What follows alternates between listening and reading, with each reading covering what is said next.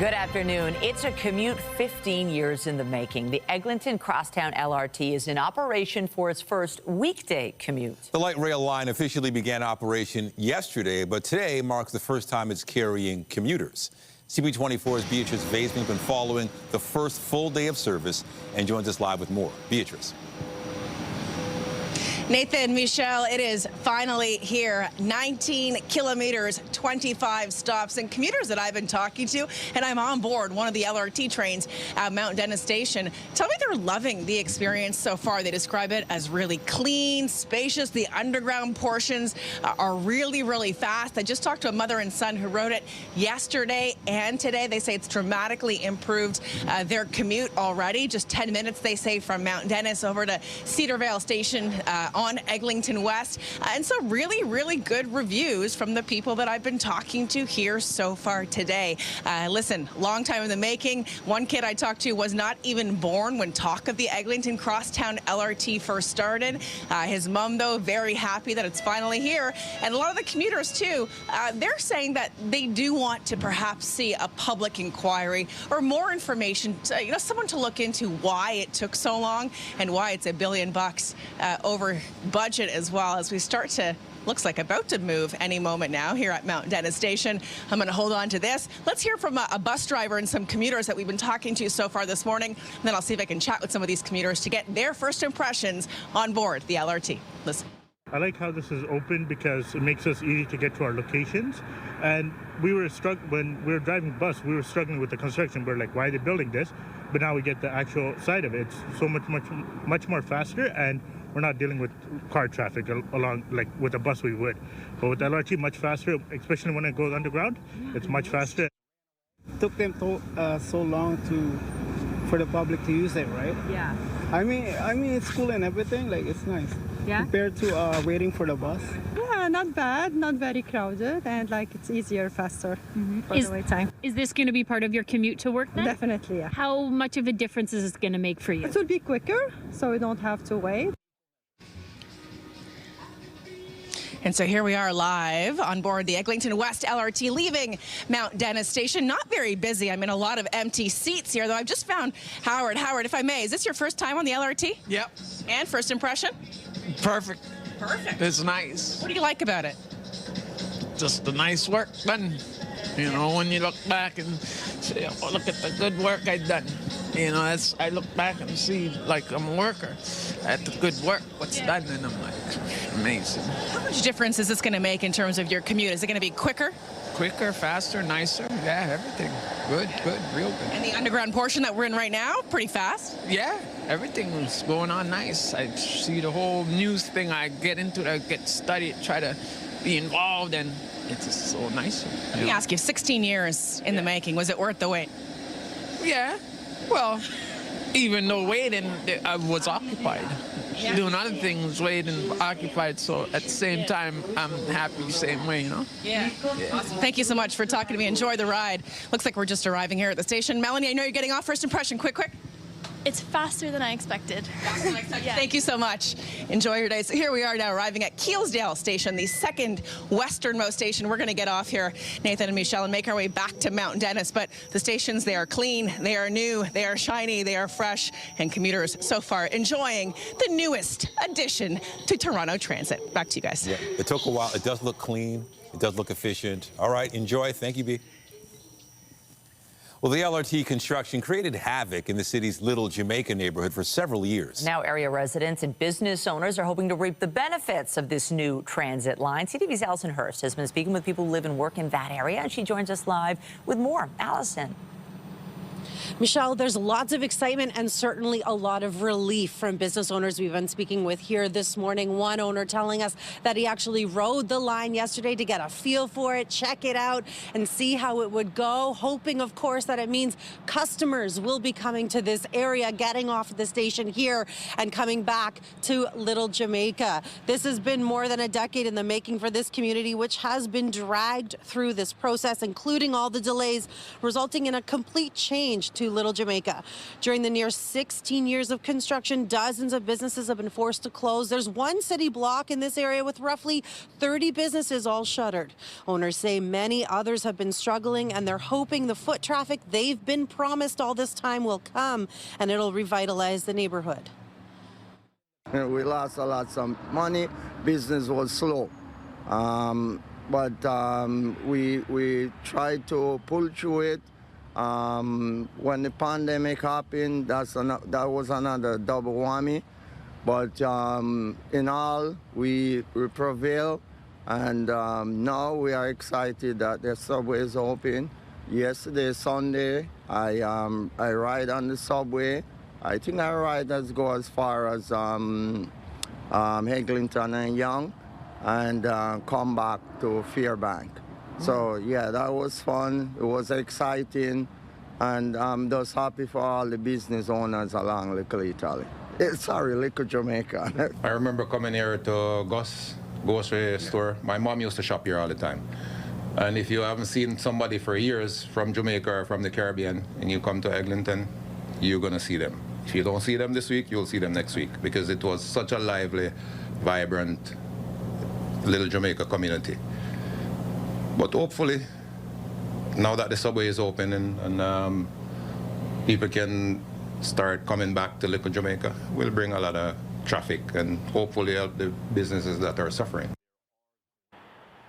So you can certainly hear the relief there that the LRT has finally opened, and the hope in their voices as they hope to see that what they've been promised, that the foot traffic will come to this area and will revitalize and rejuvenate Little Jamaica. Reporting live, I'm Allison Hurst. Michelle, back to you. Thank you, Allison.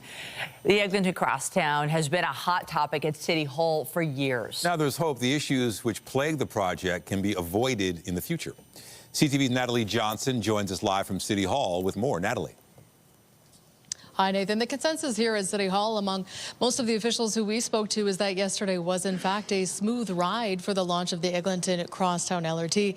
A big relief, of course, after all of the years of delays and cost overruns that plagued this beleaguered transit line. Now, over at Queen's Park, there have been calls for a public inquiry from the opposition to look into what went wrong, why this project was $1 billion over budget, and why this transit line was ready to ride 6 years after it was originally supposed to open in 2020. Certainly some city councillors here agree that that could be helpful in light of the fact that Toronto will, of course, continue to build transit projects, and Metrolinx will be responsible for some of them, including the Ontario line. Here's more from a few city councillors here this morning. There's still a lot of work to do in terms of transit signal priority, particularly when the line goes overground. But I think the big lesson here is that there needs to be a better working relationship between Metrolinx and the TTC and the City of Toronto.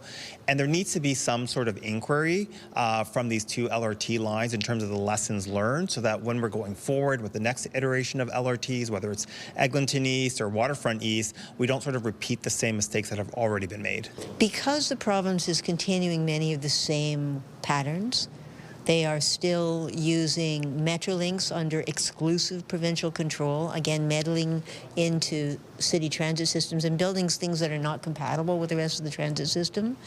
And they're building in this crazy way where a private company, whose motivation, of course, is to minimize expense, is the only one who can maintain the system. TTC is just driving it, but we're not able to fix it.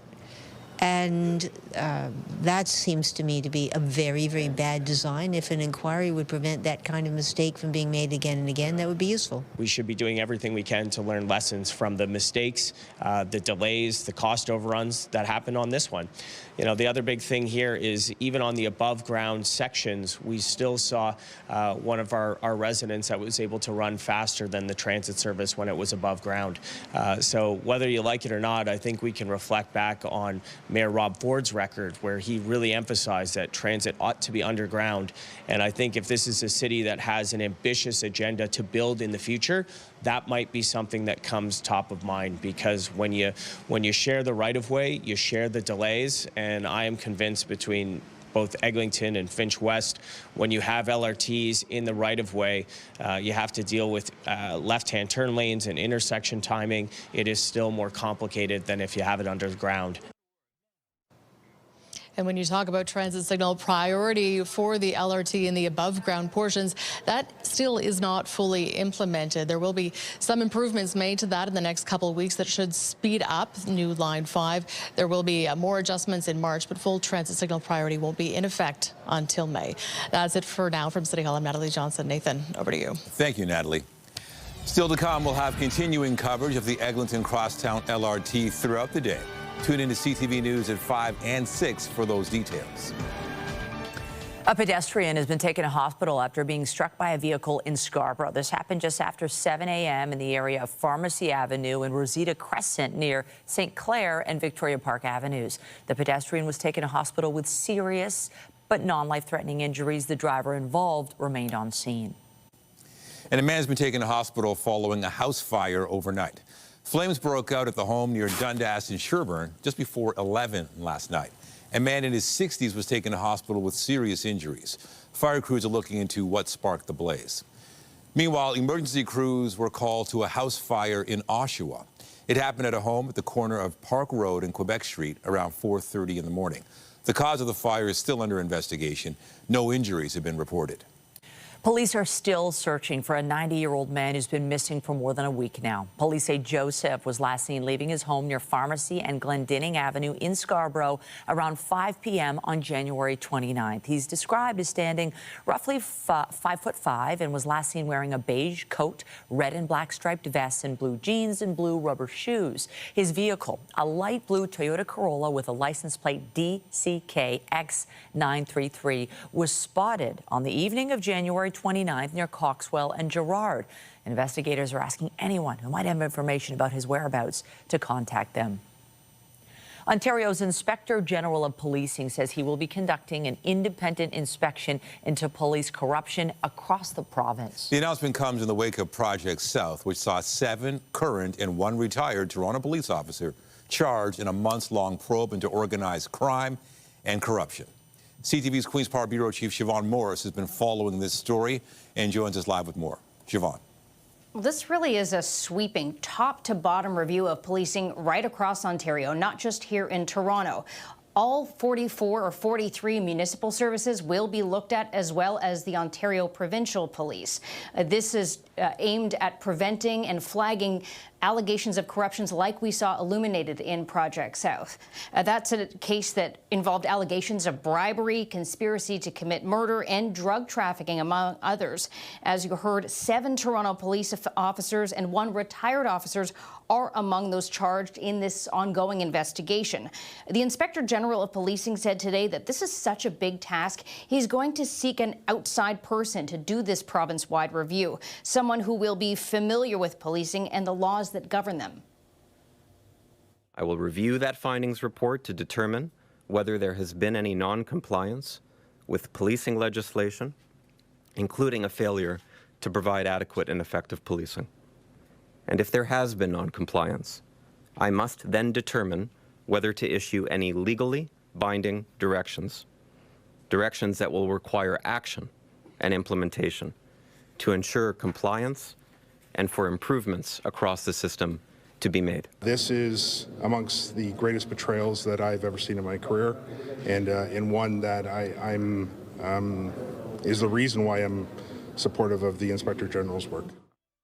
The Inspector General didn't say if he has anybody in particular in mind for this job of conducting the review, whether he's going to look within Ontario, Canada, or outside of it. He also couldn't say what the timeline might be for that person to be appointed or in this investigation to be complete. Reporting live from Queen's Park, I'm Siobhan Morris. Michelle, back to you. Thank you, Siobhan, and lots more news to come. But let's take a live look at the city this afternoon. There is sunshine in the mix, but there's no doubt about it. It is still cold out there. The wind chill really adding to the uncomfortable conditions. Nice to see some people enjoying what our city has to offer this hour. But we do have some good news. Nature is about to let up. How does the freezing mark, how does 0 degrees sound? A lot milder than what we've been experiencing. Lindsay Morrison is here with a look at some warmer temperatures ahead. Yeah, Michelle, 0 degrees sounds pretty good to me. I don't know about you. It's been a while since we've been at or certainly above the freezing mark. We're still a little cool right now. It is minus 10 degrees this hour, feeling like minus 16. And boy, oh boy, was it another frigid start to the day today. Look at Muskoka. It was minus 30 degrees this morning. That's the temperature, not the wind chill. It felt even colder than that. And we had another minus 20 degrees start at Pearson Airport. Winds are light today, so there is that part of the weather story, and we have been enjoying a mix of sun and cloud out there. Looks like a little more cloud is going to take over in areas for this afternoon, but your today at a glance looks pleasant, forecasting a daytime high of minus 7 degrees. So this is us now on our way climbing out of the deep freeze. Tomorrow, a little bit of warmth moves in, but we've also got some snow to talk about. So all of those details are ahead in your weather forecast. But for now, Michelle, going to send it back to you. Oh, thank you, Lindsay. Well, until it warms up, just to note, the city's warming centers remain open to help bring vulnerable people in from this intense cold. There are also extra surge and additional shelter spaces available, and daytime drop-in centers have also extended their hours. A full list of locations can be found on the city's website. The Canada-U.S.-Mexico trade agreement is set to be reviewed later this year amid the ongoing trade war with the United States. The outgoing Canadian ambassador to the U.S. is offering some insight into what's expected to be challenging negotiations. CTV's Camille Karamali has the details. In a year when the Canada-U.S.-Mexico trade deal, or CUSMA, is up for review amid a bitter trade war, there remains a cloud of uncertainty on what will happen next. He says different things at different times. Now on CTV's Question Period, Canada's outgoing ambassador to the U.S. unsure on whether U.S. President Donald Trump will even keep CUSMA or scrap it altogether. I think that the president has a strong view around the U.S. being able to do more itself. How that translates with respect to this treaty, I don't know. The U.S. has tried to do more without Canada and Mexico, announcing a sweeping deal with China in November, a deal where Chinese President Xi Jinping has already delivered on his end of the trade pact, according to the U.S. Secretary of the Treasury. They've completed their soybean purchases. It's my belief that President Trump is the only world leader who Xi respects. While also trying to limit other countries from relying on China, Prime Minister Mark Carney drawing Trump's ire after a preliminary trade deal with China last month. But former Deputy Prime Minister Chrystia Freeland appearing Friday on an American talk show with this message to the U.S. The world's democracies will be really much poorer if you guys don't get your act together. Her take, a deal with China should not be Canada's first choice. Because a world in which we need to start relying on China, this is not a world where human rights matter. Yeah. This is not a world where democracy matters. But it might end up being one of Canada's more reliable options, with growing calls to reduce dependency on the U.S. as CUSMA enters the most consequential phase of its existence since it was signed. Kamal Karamali, CTV News, Toronto. Canada has returned to the podium at the Milano Cortina Winter Games. CTV's Scott Hurst has been following Team Canada's performance, and he joins us now live with more. Scott, such an exciting time for sports. We had the Super Bowl last night, and the games are well underway. Tell us more about our latest medal winner. The pride of Parry Sound, Ontario, in fact, 24-year-old Megan Oldham taking home a bronze in women's ski slopestyle, an event that's only been on the Olympic calendar since Sochi 2014, when back then Canada placed 2 athletes on the podium.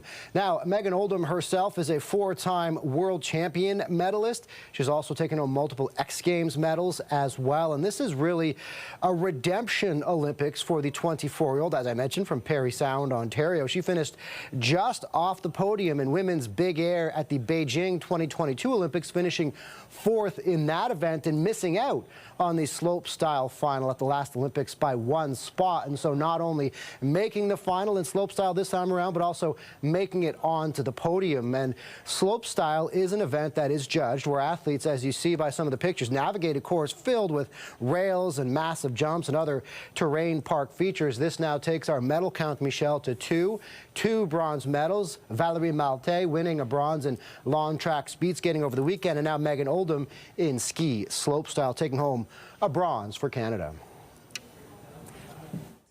Oh, I feel incredible. It still feels a bit like a dream. I'm trying to let it set in a bit more. But yeah, this has been a dream of mine for so long. So I'm so proud of myself for putting a run down and being able to get up on the podium and bring home a bronze for Canada. And Michelle, we might also see her in another competition as she is set to compete in big air as well later in the week. Oh, so fun to watch her. You're on the edge of your seat. Such big moves. Okay, bring us up to speed. We have a whole other day ahead of us. What else can we expect from Team Canada? What we're watching for is the Canadian women's hockey team will play its second match, of course, after its first match was postponed against Finland for illness. Over the weekend, it did beat the Swiss 4-0, and this afternoon will take on Czechia, as I mentioned, in their second match in this Olympic schedule. The women, of course, they are gold medal. They're reigning gold medalists from the Olympics, so they're looking for a back-to-back gold medal performance as they now their second match of this tournament gets underway later this evening against Czechia. We're also tracking women's speed skating 1,000-meter final. A few Canadians in the final list, including Beatrice Lamarche. This is the first Olympics for the second-generation Olympian, and that competition is underway, so we're keeping a close eye on whether we can get on the podium once again today, Michelle. Hopes are high. CTV's Scott Hurst live for us at the National Newsroom. Thank you. Thanks a lot. The Conservatives are calling on the federal Liberals to exempt taxes on severance pay for laid-off Ontario General Motors workers. Conservative leader Pierre Poilievre wrote a letter to the finance minister calling for tax relief. He says taxes on GM's lump sum severance payments could deprive former employees of tens of thousands of dollars. Last month, GM eliminated its third shift at the Oshawa assembly plant, laying off 500 employees. Well, Canada's unemployment rate dropped in January, coming in at 6.5%, but that number is nearly double for young people. CTV's Kathy Lee takes a closer look at the reasons why youth are struggling to find work. Thank you. This is the job hunt up close, and for young people in Canada, it's tough. I would like for the admin position. 20-year-old Angelica Vidal has applied for more than 200 jobs in the last year with no luck. She's hoping that changes at this job fair in Calgary. Maybe one or two will interview me and give me a chance. Statistics Canada says unemployment fell slightly in January to 6.5%, while the youth jobless rate dipped to 12.8% as fewer people looked for work. The Immigrant Education Society helps bridge employers with job seekers. Maysoon Hanady says those numbers are still high. We don't see that it's getting better. Like, we see that it might take a while before things kind of stabilize. The Immigrant Education Society says it used to take its clients about 2 months to find a job. Now that timeline has tripled. That timeline applies to positions that require experience and starter roles, like what Vidal is looking for. Every other job is saying you need to have this years of experience, you need to have this level experience, but we're not getting accepted at this very entry-level job. So where are we supposed to get this experiences? In many cases, the entry-level market is saturated, adding to the challenge. It's not that the youth are just competing with themselves. They're also competing with low-skilled people who are having a hard time finding jobs and having to move down into the jobs that would normally be taken up by teenagers or young people. There's my resume. Despite the competition, young people like Vidal hope that employers will just give them a chance. Kathy Lee, CTV News, Calgary. Today's show host Savannah Guthrie says she is willing to pay for her mother's release as investigators continue to search for the missing 84-year-old. We received your message, and we understand. We beg you now to return our mother to us so that we can celebrate with her. This is the only way we will have peace. This is very valuable to us, and we will pay. Guthrie was referencing a message sent to a local television station. According to the FBI, investigators believe Nancy Guthrie was taken against her will from her home outside Tucson, Arizona last weekend. Her blood was found on the front porch. So far, investigators have not identified any suspects. The Canadian government is calling for the release of Hong Kong's most vocal critic of China. Media tycoon Jimmy Lai has been sentenced to 20 years in prison, ending a high-profile case. Foreign Affairs Minister Anita Anand posted this on X, saying, Canada is disappointed with the sentencing of pro-democracy media figure Jimmy Lai today in Hong Kong. Mr. Lai is 78 years old and in poor health, and we call for his immediate humanitarian release. Canada will continue to support free and independent media worldwide. He's accused of conspiracy to collude with foreign forces and publishing seditious materials. The British citizen denied all charges, telling the court he was a political prisoner facing persecution from Beijing. He was arrested in August 2020 and convicted last year. A number of other countries are also expressing concerns about the sentencing. Well, these well below freezing temperatures are creating a new type of attraction for tourists and one of the world's most popular natural wonders. The American side of Niagara Falls is partially frozen. The formations they kind of make it look like the falls are totally iced over, but the strong currents of more than 20 million gallons of water every minute are too powerful to freeze it completely. So it still flows underneath this frozen layer of mist and spray. Visitors love the view. They call it gorgeous and a gem. The river has only been completely halted once when it was blocked by an ice jam all the way back in 1848. Lindsay. Oh, yes, the cold has certainly been something to talk about in recent weeks here in southern Ontario. But dare I say, the page is starting to turn on this cold weather. As we take a look at our upper air pattern, you're going to notice some warmer weather moving in. So that's good news. I wouldn't call it warm per se. We're not jumping into spring, but we are going to be closer to seasonal and perhaps above the freezing mark at times. We've also got a little bit of snow on the way. You'll notice that this isn't a huge system, and it's going to impact the east side of the GTA a little more than the west. But we'll give you an idea of when this arrives, how much snow is in the forecast, plus an early look at Valentine's Day and Family Day is coming up in your 7-day forecast here on CTV News at noon. When you see it happen, send it to CTV News. Text 10400 from your screen to ours. Text 10400. A new exhibition at the Cedar Ridge Cultural Center in Scarborough is shining a light on the intersection between Black culture and Western modernism. For more, we're joined live by CTV's Jessica Smith. And Jess, you're getting a chance to speak with the artist. Michelle, it's one of those things you really have to come down and see it, because each room, and there's 3 rooms here, have such a different theme, and the colors are so beautiful. I want to bring in Cesar. Talk to me about Keepers of Identity and what inspired this exhibition, because each room really is very different. Amazing, amazing. Thank you, Jessica. Keepers of Identity is my story as an artist and as an immigrant that moved to Canada in 2021, and just my story of how I'm navigating Western modernism and trying to keep my identity while I do that. And you have the photos behind us. I immediately recognized, the figure, but talk to me about the blending of the two, because again, you see elements that seem very familiar no matter what background you come from, but also there's a tie into your culture. Yeah, amazing. So this particular room is just me trying to get seen. So I'm using this Mondrian style background, someone that is already known, and placing Black subjects against that, hoping like now people would see me. And then in the other room where people are backing the viewers, it's like, nah, I'm not going to conform to everything going on here. And the third room that has the Ankara like covering the bodies, it's like, and now I'm using my identity to like cover my body and try to also open myself to opportunities that the Western world might bring to me. It is so beautiful, and I love the tie-in to culture. We are in Black History Month, celebrating everyone and their culture and identity. What does it mean to have a show here at the Cedar Ridge Cultural Center in this month and being able to welcome in people for free to check out your work and to learn about your story? It's so amazing. I appreciate the people at Cedar Ridge and the City of Toronto for letting me show my works here. And I'd love to say, one thing.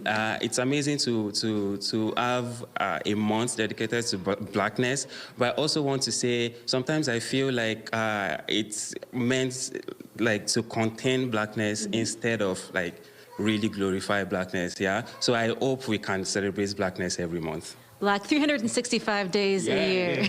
Well, Cesar, thank you so much. Come on down. It's here until February 25th, and it is my favorite price, which is free to come check it out. I'll send things back to the studio.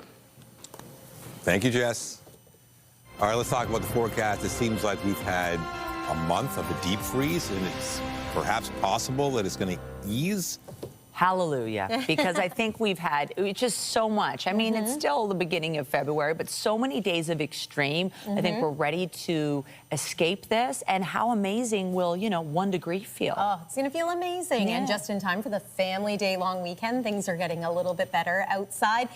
Often in the winter, we have either a whole lot of cold or we have a whole lot of snow. This year, we've had both. So I don't blame anyone for being ready for a little bit of a break. And it's coming. Today is sort of the transition day. And then by tomorrow and the day after that, we're going to be close to the freezing mark, which is actually an improvement. Weather is brought to you by the Presler Law Firm, Injury Lawyers. You don't pay unless they win. I do want to acknowledge that, some people have been getting out and enjoying the weather in spite of it being so cold. This was Barrie this weekend at Winterfest, one of the wonderful celebrations that happens at this time of year for families and just for anybody looking to soak up the sun and, of course, put on all those layers. Looked like a lot of fun. And as I mentioned, Family Day is fast approaching, so likely people are looking for things to do. Hopefully the weather that's in store is going to make it a little more palatable for spending some time outside. I'll step aside here so you can see, even based on the colors, that a little bit of warmer weather seems to be headed our way here in southern Ontario. It was cold to start this morning, though. Temperatures in the -20s across southern Ontario, close to -30 in some areas too. -7 degrees is what we're forecasting for this afternoon. Wind chill still going to make it feel like -10. Our seasonal norm is about -1 degree now at this time of year. Keep that in mind as we make our way through the week ahead. -8 degrees is where we fall to overnight tonight. You'll notice that that's not a really big fall. We drop about 1 degree and then we climb several degrees as we're waking up tomorrow morning. We'll get to more on this in just a moment, but we do have some snow in the forecast that begins overnight tonight and continues through tomorrow morning. But look at that high for tomorrow afternoon, 0 or right at the freezing mark. The snow, I want to mention too, is mainly for central and eastern sections of Ontario. So you'll see drier conditions around St. Thomas and Guelph, a little more sun in some spots too. And temperature-wise, some communities are going to be close to, if not slightly above that freezing mark, which it's been a long time. It's been about 3 weeks and counting since that's happened here in southern Ontario. All right, a little more cloud cover has increased. We do have this system that's starting to develop, and with it, we expect to pick up anywhere from 2 to 4 centimeters of snow. This is going to be through tomorrow afternoon. It's not a big weather system. Here's a look at the forecast radar. Some light snow east of Georgian Bay starting tonight, and then there's overnight through tomorrow morning. It is going to slide on eastward, and the rest of the day is looking pretty good. Your Wednesday is mostly cloudy with the chance of a few flurries. 7-day forecast looks like this. Some pretty warm temperatures compared to what we've become used to. There's your early look at Valentine's Day. Nice mix of sun and cloud. We just have to get through today, and -7 degrees for a high. That's the weather for now. Nathan, over to you. All right, one more day. Thank you, Lindsay. Still to come, new research suggests teens who have closer ties with their family will grow up to be more sociable adults. We'll have more on the findings when we come back.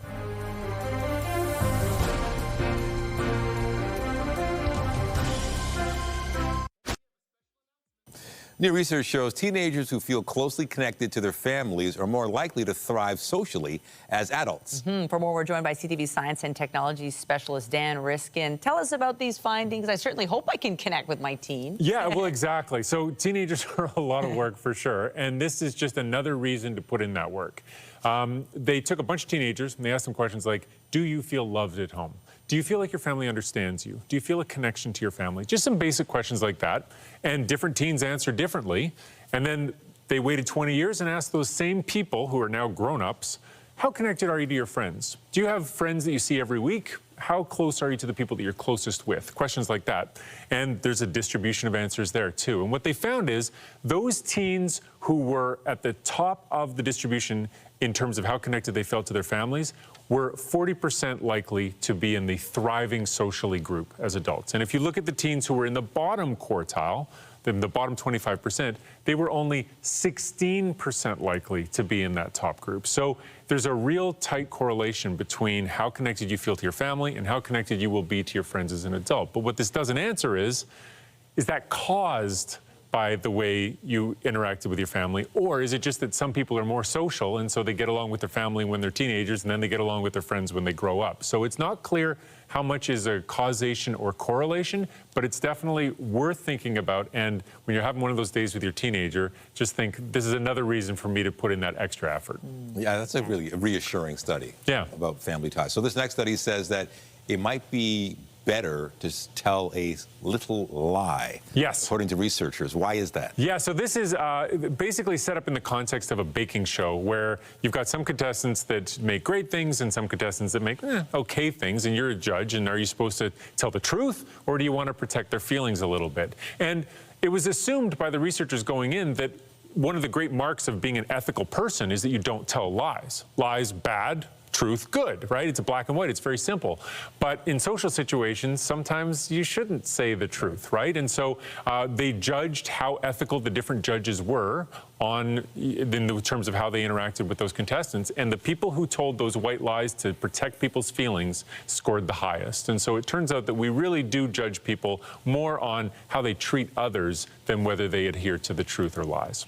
Got to be sensitive. Yeah. Right. Finally, let's talk about some research on AI. And it was discovered that AI systems that talk to each other learn faster than ones that don't. Yeah, it's actually the way it talks to itself that makes the difference. It's like, you know, when you're working on something, you're sort of mumbling to yourself, like, oh, yeah, I got to do this. AI systems that do that outperform the ones that stay quiet while they're working. And so basically they had an AI system that had to do 3 complicated things at the same time.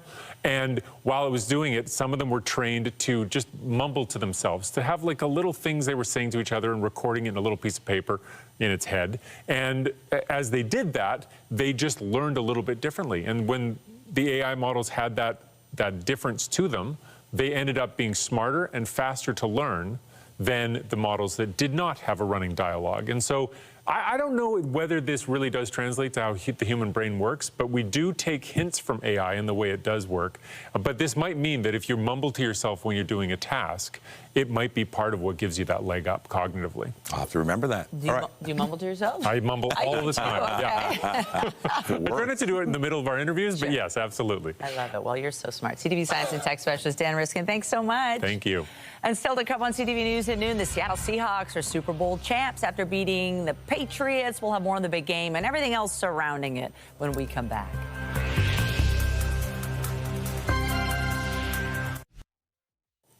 The celebration continues after the Seattle Seahawks defeated the New England Patriots in the Super Bowl last night. Seattle reigns above them all in the NFL. The Seahawks, Super Bowl champions for the second time. All right, easy work. Seattle beat the Patriots 29-13 to capture the franchise's second Lombardi trophy. Running back Kenneth Walker was named Super Bowl MVP after rushing for 135 yards. Now, in addition to the big game, Super Bowl ads are always a major talking point. To take a closer look at some of the commercial spots, we're joined live by Peter Hand. There he is, head of video strategy with YouTube Canada. Peter, thanks for joining us. Wordplay was big with a number of ads, including Raisin Bran spot featuring Canadian icon William Shatner. How did that go down? Icon, more like Canadian legend. William Shatner was such a big hit last night. We saw him partnering up with Raisin Bran. What they did was they shortened his name to Will Shat, sort of a nod to the health benefits of the bran portion of Raisin Bran. But that kind of witty wordplay is something that we saw a lot of last night in general. Brands trying to find really clever ways to make sure that you're going to remember their ad, and this was no exception. Super memorable, super funny. Yeah, sometimes the ads are, in this case, maybe even better than the game. So a number of brands feature creators rather than actors in their commercials. Is this a trend that you think is going to continue? Yeah, we've seen a huge rise in the media influence of creators, right? You know, some people even saying that creators are the new Hollywood, right? So it's no surprise to see big creators like Mr. Beast rubbing shoulders with some of the other celebrities that were being used to Super Bowl ads this year. The one big spot, though, the Mr. Beast spot you're referencing, man, he partnered with Slack and Salesforce. They basically, he tweeted out saying, hey, I wish someone would give me a chance to do a Super Bowl spot. I think I could knock it out of the park. The head of Salesforce said, you know what? Let's do it. What's your craziest idea? And boy, did they ever. So they released it. They dropped it in the fourth quarter. And what this was, it was a puzzle masquerading as an ad. So hidden in the ad were all the clues to this big kind of mystery. And if you can crack the riddle, ultimately you would win $1 million if you can sort of solve that code for them. It's still posted up on YouTube. So get over there and start cracking. Yeah, I could use that million. Finally, Expedia topped the list of most watched ads on YouTube with their Going Places with Ken spot. Why was that? You know, it's so interesting. So nostalgia seemed to be a really, really powerful driver in some of these ads. And so Expedia partnered with Ken of Barbie and Ken fame for his 65th anniversary, right? I mean, this guy's been around for a while and clearly been a part of a lot of people's childhood. So super, super nostalgic. They rolled this thing out and people really responded to it. You see Ken here basically deciding after 65 years, I'm going to mix it up and go for a trip. And where does he turn? He turns to Expedia to take him on that bucket list trip. Really, really cool and dialing up the nostalgia in a big way with this one. You said bucket list. All right, Peter Hand, head of video strategy with YouTube Canada. Thank you so much. Appreciate it. Thank you for having me. Meanwhile, many people tuned in to see Bad Bunny's halftime performance, and he gave Canada a shout out during the closing moments. United States, Canada, and my motherland, mi patria, Puerto Rico. Mentioning Canada there alongside a number of countries throughout the North, South, and Central America as part of a call for unity. His performance was the first Super Bowl halftime show to be performed completely in Spanish.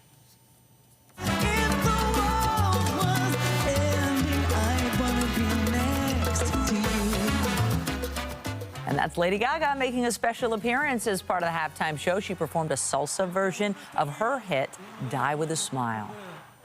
Quieren quitarme el río y también la playa. And that's Ricky Martin making a guest appearance as well. He sang Lo que le pasó a Hawaii, which translates to What Happened to Hawaii. The song calls for Puerto Rico to maintain its cultural autonomy as part of the United States, comparing it to issues faced by Hawaii becoming an American state. Otorga, los declaro marido y mujer. And there was also a real wedding ceremony during the halftime show. Bad Bunny's representatives say the couple had invited the artist to their wedding, but he chose instead to invite them to be part of his show. He also served as a witness and signed their marriage certificate. Coming up, supporting sports sustainably. A Canadian arena is going green as part of an effort to cut costs for families. We'll explain.